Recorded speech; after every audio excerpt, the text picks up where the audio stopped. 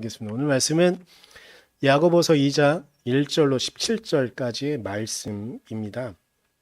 야고보서 2장 1절로 17절까지의 말씀. 우리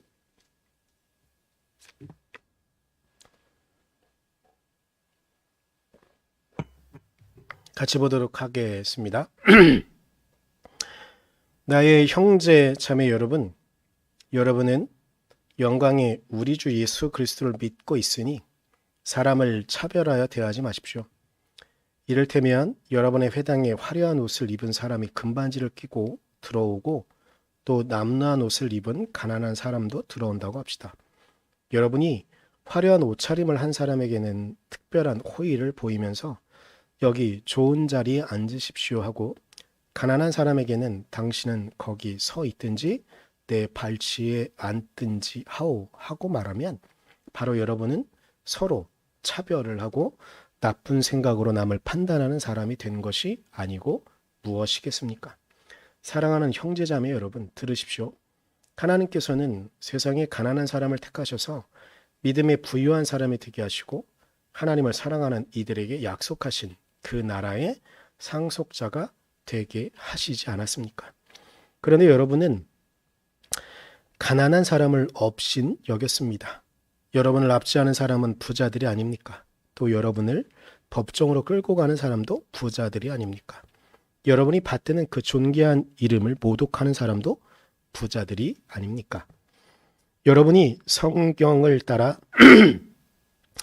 내 이웃을 내 몸같이 사랑하라는 으뜸가는 법을 지키면 잘하는 일입니다. 그러나 여러분이 사람을 차별해서 대하면 죄를 짓는 것이요, 여러분은 율법을 따라 범법자로 판정을 받게 됩니다.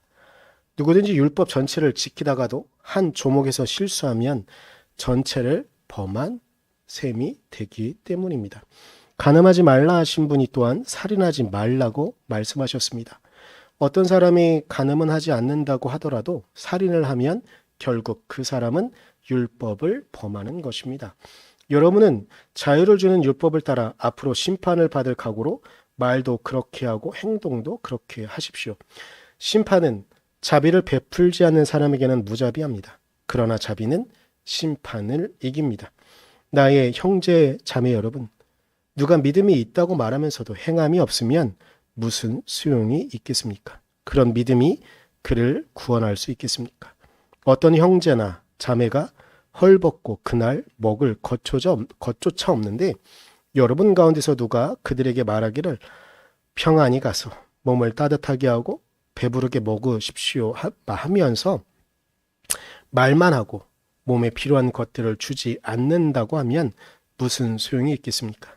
이와 같이 믿음의 행함이 따르지 않으면 그 자체만으로는 죽은 것입니다. 아멘.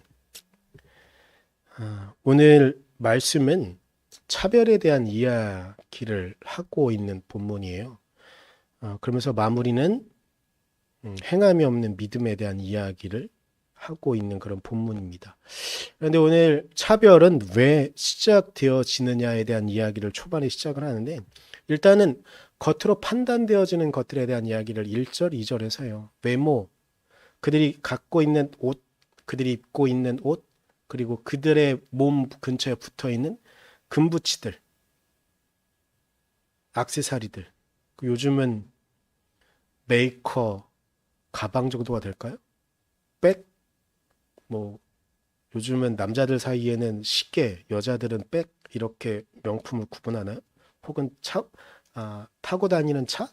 이런 것으로 사람들을 판단할까요? 그런데 그때에는 야고보서가 쓰여졌을 당시에 사람들은 그렇게 판단을 한 것이죠.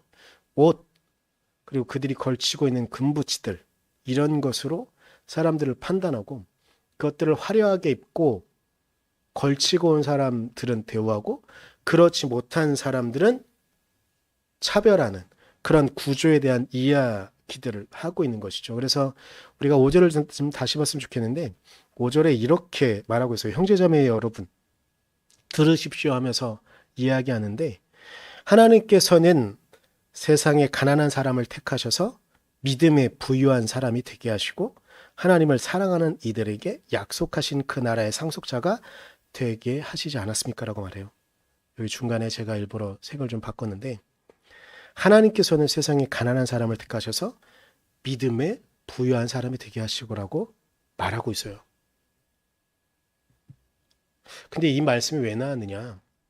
우리가 보통 생각할 때 가난한 사람들은 무언가 우리가 도움을 줘야 되는 막연한 정도의 감정을 갖고 있잖아요.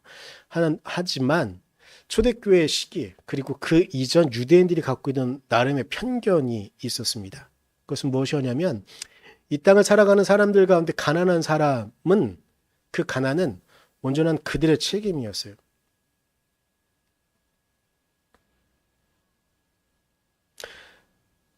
그들의 책임이었고 더불어 유대인들은 이렇게 생각했어요. 그들이 지금 가난한 이유는 그들의 조상이 잘못했거나 혹은 그가 무언가 잘못해서 하나님의 저주라는 말이 좀 격하다면 하나님께로부터 벌을 받고 있는 것이다라고 생각했었어요. 그래서 그들이 지금 삶 가운데 가난한 삶을 살아가는 것은 당연한 것이고 그들의 가난은 우리가 굳이 도와줄 필요는 물론 죽음 직전까지 간다면 그들은 우리가 어떻게 책임을 질지 모르겠지만 그들에 대한 온전한 책임이 우리에겐 있지 않다. 기본적으로 그들은 그렇게 생각하고 있었습니다. 이런 사고방식은 가난한 사람들에 대한 것들만 갖고 있는 것이 아니라 장애를 갖고 태어난 사람들 혹은 삶을 살아가다가 어떤 사고로 인해서 장애를 갖게 되는 사람들에 대한 생각도 마찬가지였었어요. 그래서 그들이 장애를 갖고 있는 것은 지금 하나님부터 벌을 받고 있는 것이니까 우리가 그들을 무시하고 우리가 그들을 좀 심하게 말하면 인간으로 대접하지 않는 것은 아무 문제가 없었던 거예요. 장애 정도마다 좀 다르긴 하지만 신체적인 장애 말고 정신적인 장애들도 있잖아요. 우리를 얼마나 버겁고 힘들게 해요. 지금도 문명화되어져 있는 지금도 정신지체를 갖고 있는 정신적인 장애를 갖고 있는 사람들은 우리를 참 많이 힘겹고 버겁게 하잖아요.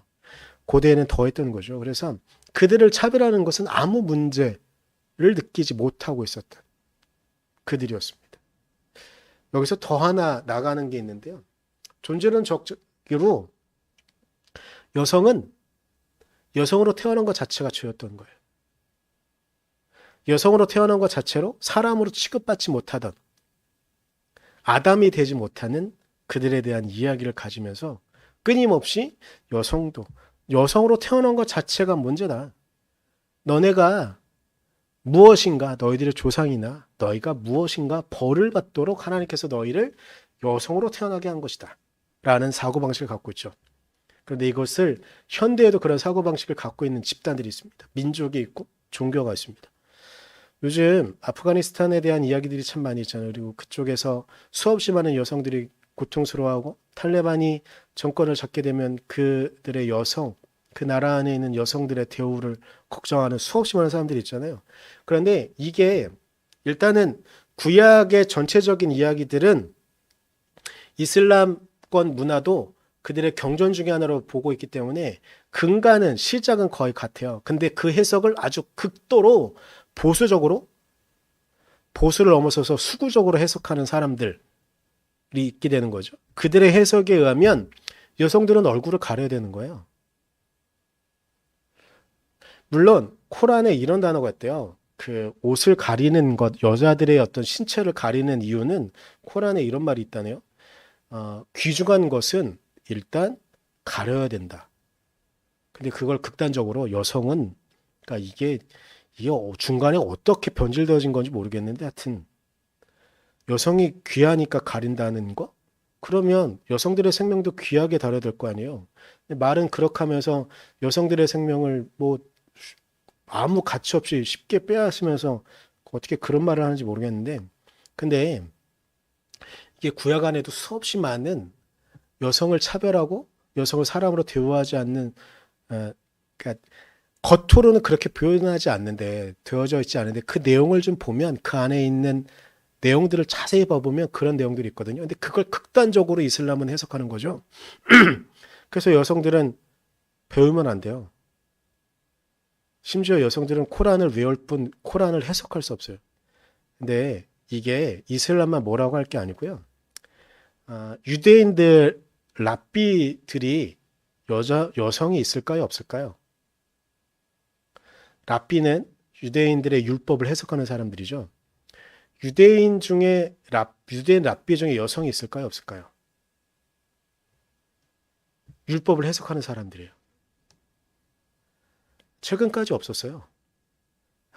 정확한 시기는 정확히 모르겠는데 한 70년대, 80년대, 1970년대, 80년대부터 서서히 여성 중에서도 랍비가 조금씩 나오기 시작했을 뿐 아직도 여성 랍비는 사람들에게 어떤 환영을 받지 못하는. 그러니까 우리는 이슬람이 너무 드러나기 때문에 이슬람과 유대교를 막 비교하면서 유대교가 엄청나게 막 이슬람보다 문명화되어 있는 것을 생각하지만 실제로 유대교 안에서도 극보수적으로 해석하는 사람들은 이슬람이랑 별로 다르지 않은 사람들이 많거든요. 그러니까 성경 안에 이런 이야기들이 있기 때문이에요. 그래서 이 당시에도 여성들은 당연히 겉으로 다르잖아요. 남성과 여성은 겉으로 보여지는 것만으로 다르잖아요. 그래서 차별하는 것이 당연했던 것이죠. 그런데 그것을 하지 말아야 된다고 말하고 있는 거예요. 오늘 야고보서는. 그런데 그 이유를 6절, 5절 이후로 넘어가면서 6절과 7절에 이렇게 이야기하는 거예요. 너희들을 압제하는 사람들이 누구냐? 너희가 기독교인으로 이 땅을 살아가려고 하는데 너희들을 압제하고 너희들을 괴롭히는 사람들이 누구냐?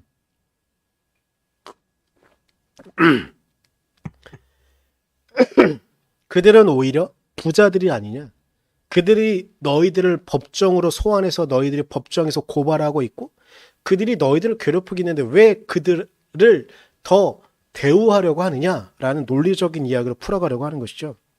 그러면서 말하는 것이 8절의 이야기예요. 율법에도 성경에도 내 이웃을 내 몸과 같이 사랑하라고 말하지 않았느냐. 이 인용구는요. 예수님께서 말씀하신 것이 아니라 레위기 19장 18절에 있는 말씀을 그냥 인용하는 거예요.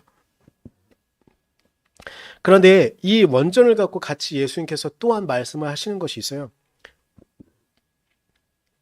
마태복음 22장에 이 땅의 가장 큰 계명이 무엇입니까? 라고 묻는 질문에 예수께서 말씀하시는 것이 있어요. 저는 22장 39절만 띄워놓을 건데 좀 이따 이어서 보고 전체적인 문장은 37절부터 39절까지 이어집니다. 37절부터 예수님께서 이렇게 말씀하세요. 내 마음을 다하고 내 목숨을 다하고 내 뜻을 다하여 주 너희 하나님을 사랑하라 하였으니 이것이 가장 중요하고 으뜸가는 계명이다. 둘째 계명도 이것과 같으니 오늘 야고보서 2장 8절에서 인용하고 있는 레위기 19장 18절 말씀을 그대로 인용하신 거예요. 내 이웃을 내 몸과 같이 사랑하여라 한 것이다. 내 이웃을 내 몸과 같이 사랑하여라 한 것이다. 레위기 안에서도 물론 율법 안에 수없이 많은 것들이 여성과 남성을 차별하는데 그럼에도 불구하고 하나님께서 기본적인 우리를 모두 다 하나로 묶어내는 하나의 이야기를 한다면 무엇이냐면 내 이웃을 내 옆에 있는 사람을 너희의 몸과 같이 사랑하라. 너 자신처럼 사랑하라. 그 말씀인 거예요. 하나님의 근원적인 우리를 향한 그 말씀은 우리 이 땅에 있는 모든 사람들이 너와 같다.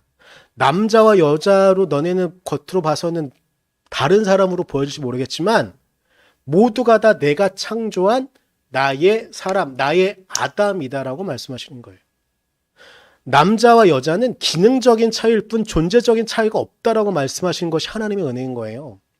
이방인과 유대인이 겉으로 보여지는 모양이 다를 뿐, 습성이 좀 다를 뿐, 먹는 것이 조금 다를 뿐 존재적으로는 모두가 다 같다는 것이 하나님의 뜻이라는 거예요. 장애를 갖고 있건 장애가 없건 모두가 다 하나님의 백성이라는 것이에요. 어리거나 늙거나 젊거나 청춘이거나 아니면 노년이거나 장년이거나 나이에 구분 없이 모두가 다 하나님의 은혜 안에 있는 절대 차별하면 안 되는 동일한 너희들이 사랑해야 되는 존재라고 말씀하시는 거예요. 왜냐? 하나님께서 그렇게 사랑하셨기 때문이죠. 율법 안에 이 이야기들의 근원은 어찌 보면 야고보서기 때문에 신약만 이런 사고방식을 갖고 있느라 생각할 수 있지만요. 율법 안에도 그리고 구약 안에도 끊임없이 사람들을 책임지고 사람들을 안아야 되는 이야기들이 나와요. 제가 이 말씀을 좀 인용하려고 하다가 제가 요즘 신명기를 너무 많이 인용해서 신명기 말고 다른 말씀을 갖고 왔어요. 출애굽기 22장 21절에는요. 너희들 안에 있는 너희들 공동체 안에 오는 나그네에 대해서 너희가 어떻게 돼야 되느냐. 그들을 차별할 것이냐 그들을 안을 것이냐에 대한 이야기를 하는 부분이 출애굽기 22장 21절 이렇게 나와 있어요. 너희는 너희에게 몸붙여 사는 나그네를 학대하거나 억압하세는 안 된다. 너희도 이집트 땅에서 몸붙여 살던 나그네였다라고 이야기해요. 너희는 존재 자체가 시부로 먼지와 같은 존재였고 나그네로 종으로 노예로 있었다는 거예요. 이집트 안에서. 그런데 너희 안에 나그네가 왔다. 근데 그 나그네를 너희가 차별해도 되느냐? 아니다. 너희의 시작도 어찌 보면 이집트에서 나그네로 몸묻혀 살았던 그 시기가 있었음을 너희들은 기억해야 된다. 이 말씀을 출애굽기만 이렇게 나오는 게 아니고요. 율법이 외워지는 모든 공간에 레위기에도 민수기에도 신명기에도 이런 이야기들이 끊임없이 나와요. 그런데 너희들이 어떻게 차별하고 너희들이 어떻게 구별할 수 있느냐라는 것이 하나님의 뜻인 것이죠. 중요한 것이 무엇이냐? 나그네가 나그네를 차별할 수 있는가? 구약 안에 이 나그네에 대한 이야기를 하면서 같이 항상 따라오는 것들이 있어요. 고아와 과부, 또한 너희들 공동체 안에서 가장 약하고 가장 힘없는 존재들인데 그들을 너희들이 차별하면 안 된다. 그들도 너희 안에 한 존재로 같이 안으며 같이 가야 하는 것이다. 그들을 절대 차별해서는 안 된다. 라는 것이 구약 안에 끊임없이 존재되어지고 끊임없이 우리에게 알려주는 그런 말씀인 것이죠. 그래서 다시 물어야 되는 거예요. 나그네가 나그네를 차별할 수 있는가? 남자가 여자를 차별할 수 있는가? 동시에 여자는 남자를 차별할 수 있는가? 장애가 없는 사람이 장애를 가진 사람을 차별할 수 있는가? 반대로 장애를 가진 사람이 장애가 없는 사람을 차별할 수 있는가? 노년이 젊은 세대를 차별할 수 있는가? 젊은 세대가 노년을 차별할 수 있는가? 또한 우리 안에는 우리 한민족은 옛날부터 저희 초등학교 때는 엄청 심하게 가르쳤는데 요즘은 그런 교육에 빠져서 다행인데 한민족, 단일민족 이런 사고방식이 너무나 강해요. 네, 그런 사고방식이 너무 강해서 조금이라도 우리와 다른 민족에 대한 배타성이 엄청 강한 민족이거든요. 그렇기 때문에 최근에 점점 해외에 들어오는 사람들이 많아졌습니다. 그리고 혼혈도 많아졌습니다. 그런데 그들을 향한 차별의 감정과 그들을 향한 차별을 넘어서서 터부시하는 감정들은 우리 안에 여전히 남아져 있습니다. 물론 최근에 점점 좀 사라져가고 있음에 감사하고 있지만 최근에 우리나라의 국격이 한참 오른 해외에도 어떻게 동방에 있는 작은 국가로만 보여졌던 한 국가가 이런 놀라운 일을 할 수 있는가라는 놀라운 일을 우리는 경험한 것이 있습니다. 미라클이라는 단어를 기억하시는지 모르겠습니다. 미라클, 작전명이 미라클이었습니다. 아프가니스탄에 있는 그냥 우리나라 사람만 책임져서 오는 게 아니고요. 거기 안에 있던 우리나라를 위해 우리나라가 거기 안에서 어떤 일들을 하는 걸 도와줬던 조력자들을 우리가 구출한 일이 있습니다. 그게 놀라운 일이어서 그리고 바로 옆에 있는 일본은 그들의 자국민도 딱 한 명밖에 구출하지 못한 일이 있어서 더 우리의 국격이 이만큼 올랐나라는 경험을 한 일이 있었습니다. 그런데 그 작전의 이야기보다는 저는 그 뒤의 이야기가 저를 더 감격스럽게 만들었습니다. 그러면서 저는 잘 몰랐던 단어인데 많이 오고 가는 말이 있었어요. 아프간에서 구출되어진 이 아프간 사람들이 지금 머물고 있는 곳이 진천이라는 곳입니다. 아시겠죠? 그런데 저 이 말 몰랐는데요. 생거 진천, 사거 용인 이란 말이 있다고 하더라고요. 이게 옛날부터 있던 말이래요. 생거는 살아서 머무는 곳. 살아서 머물기엔 진천이 좋다는 뜻이요. 사거 용인은 죽어서 머물기에 좋은 곳은 용인이다. 왜냐하면 용인은 뭐 풍수지리학적으로 거기가 명당이 많대요. 그래서 거기에 뭐 용인이 하는 곳이다. 근데 진천은 기후도 온화하고 그리고 평야에서도 쌀이 좀 잘 생산되어지고 이런 곳이기 때문에 평상시에도 진천이 좋은 곳이다라는 그런 말. 그런데 처음에 저는 미라클 작전이 수행되어지고 그들이 진천에 머물게 될 것이라는 뉴스가 나올 때 저는 처음에 우려하는 마음들이 있었어요. 우리 좀 전에 말씀드렸지만 우리나라 사람들은 이민족에 대해서 아주 심하게 차별하고 터부시하는 감정들이 있거든요. 그런데 그 뉴스가 나오자마자 사람들이 프랜카드를 걸기 시작했습니다. 환영합니다.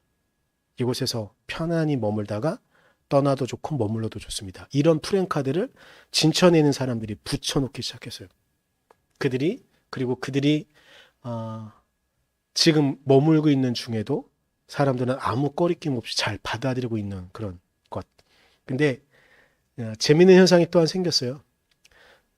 진천에 있는 사람들이 그렇게 그들을 환영하는 것을 보면서 대한민국의 사람들이 정말 전국 각지에서 저도 이것도 몰랐는데 그 지역의 생산물들을 토속물들을 파는 진천물이라는 곳이 있는데 거기가 서버가 터질 정도로 사람들이 거기에 가서 물건이 뭐가 있는지 막 주문하는 요즘 많이 하는 말 돈줄을 내주고 있다는 그런 뉴스를 보면서 지금 그냥 이렇게 말하지만 덤덤하게 말하지만 그걸 처음 했을 때 막 속에서 눈물이 났어요.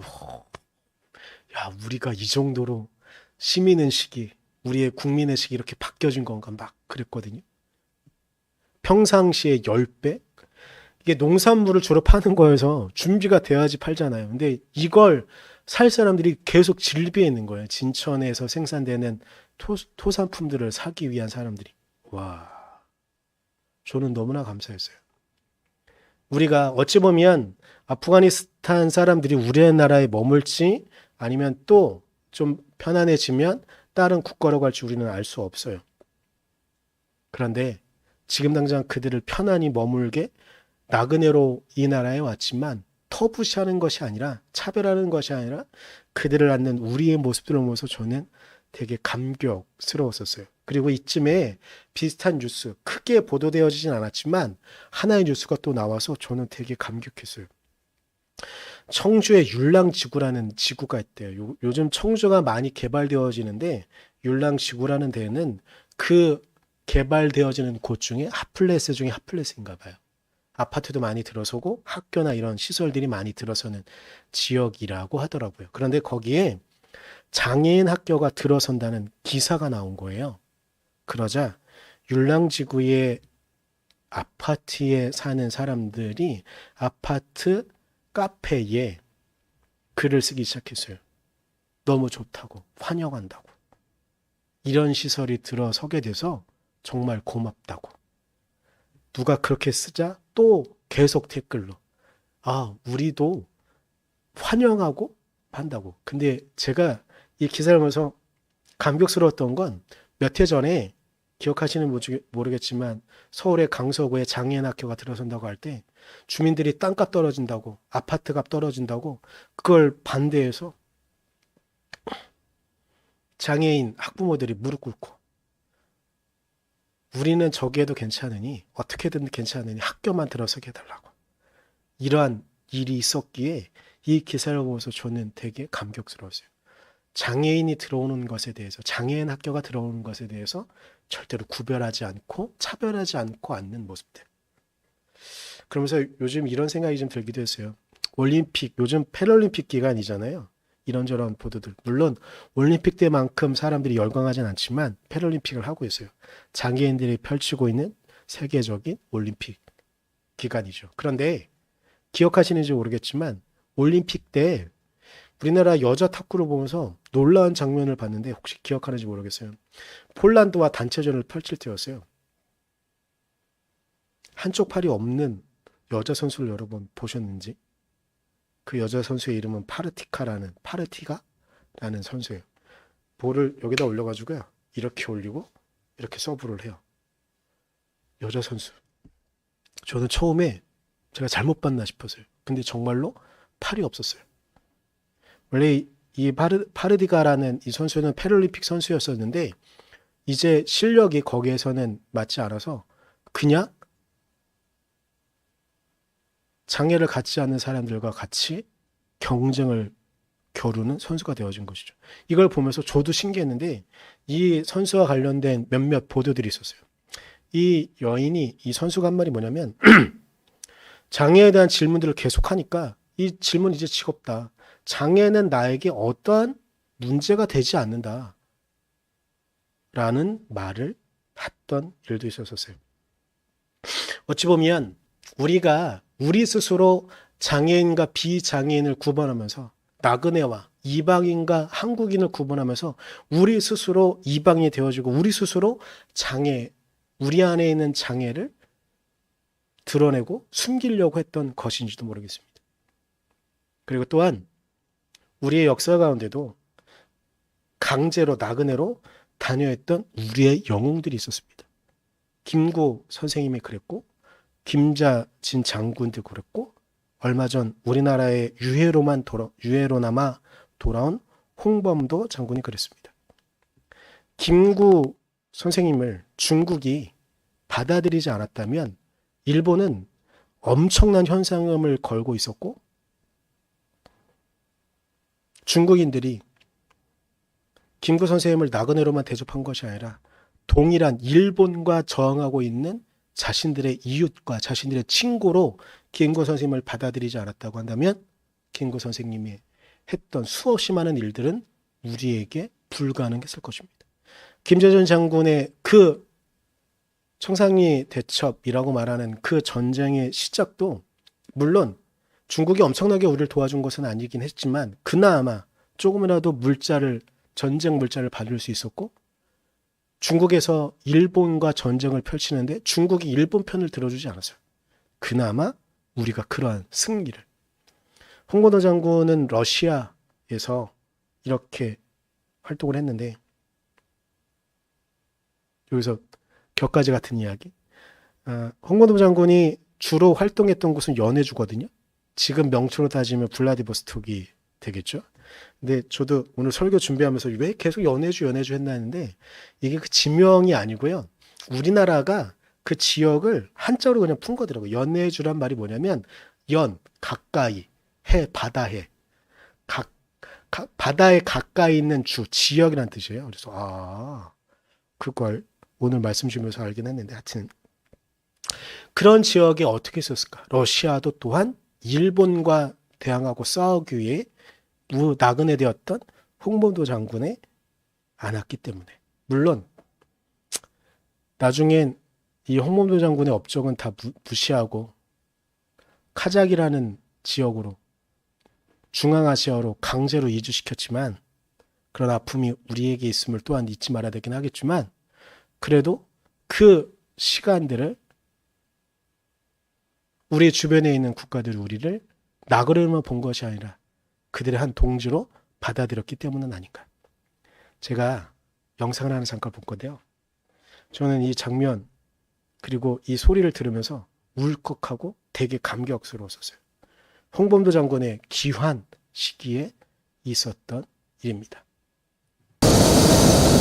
조국의 독립을 위해 평생을 헌신하신 홍범도 장군님의 귀환을 모시게 되어 영광입니다. 지금부터 대한민국 공군이 안전하게 호위하겠습니다. 필승!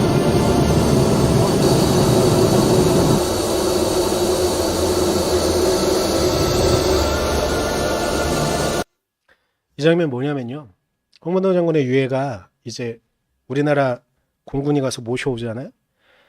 우리나라 영해로 이제 딱 들어오시고 난 다음에 우리나라의 전투기들이 하나씩 다. 근데 이게 감격스러운 장면 중에 하나가 뭐냐면 최신 기종도 거기에 있었던 거예요.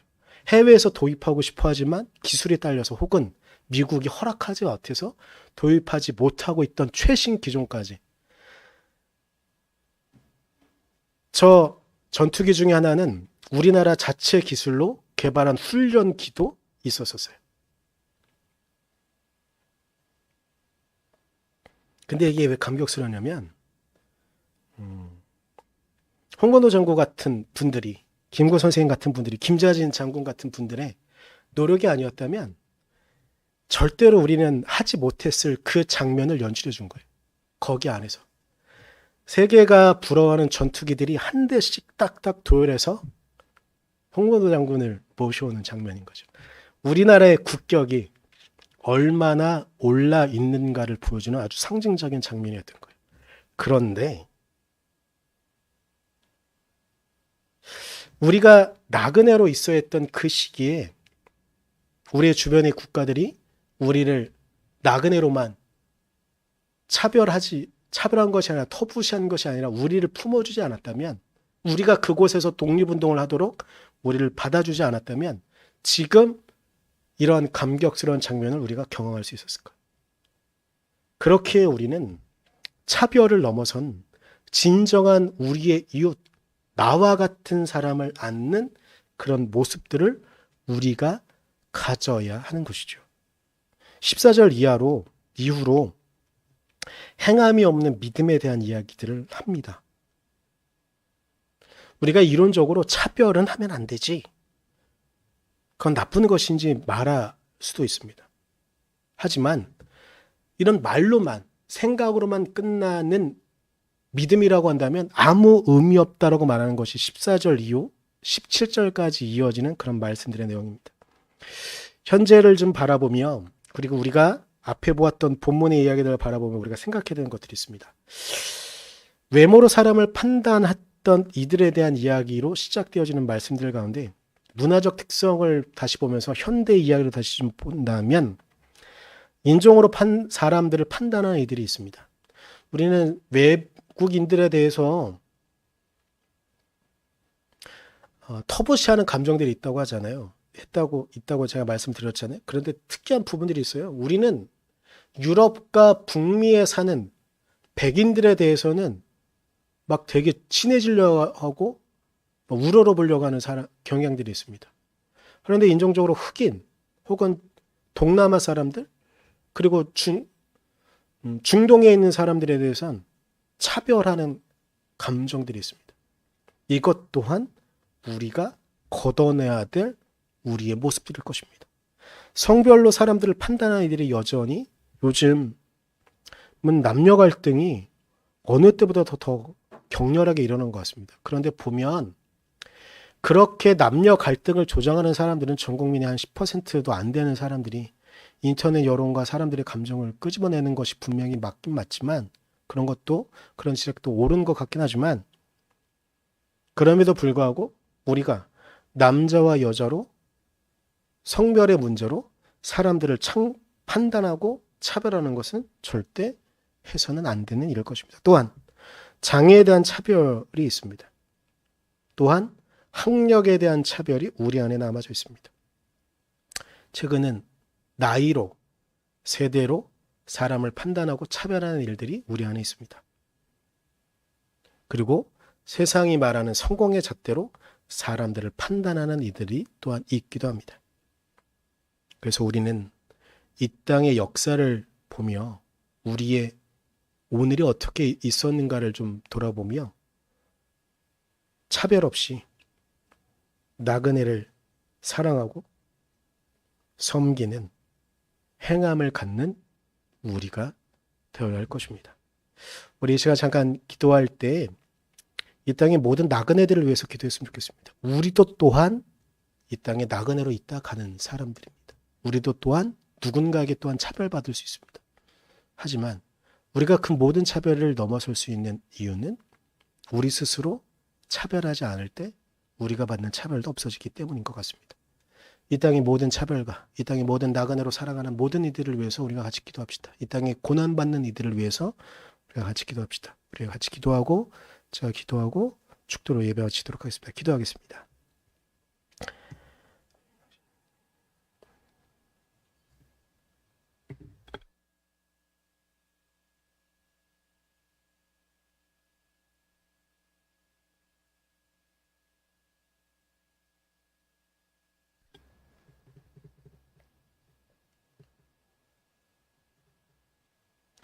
주님, 우리가 이 땅에 나그네로 왔음을, 그리고 우리도 또한 누군가에게 차별받는 존재였음을, 우리가 누군가를 차별하면서 누군가를 천시 여기면서 우리는 잊을 때가 얼마나 많은지 모르겠습니다. 하나님, 그런 우리를 당신의 자녀로 당신께서 부르셨음을 하나님 우리가 잊지 않게 하시고, 그렇기에 또한 이 땅에 일어나는 차별에, 그리고 이 땅에 나그네에게 행해지는 수없이 많은 공격과 악한 행동에 우리가 동참하는 것이 아니라 그것에 우리가 같이 저항하고 같이 반대편에 서서 이 땅에 어느 누구도 차별받지 않는 그날을 우리가 만들 수 있도록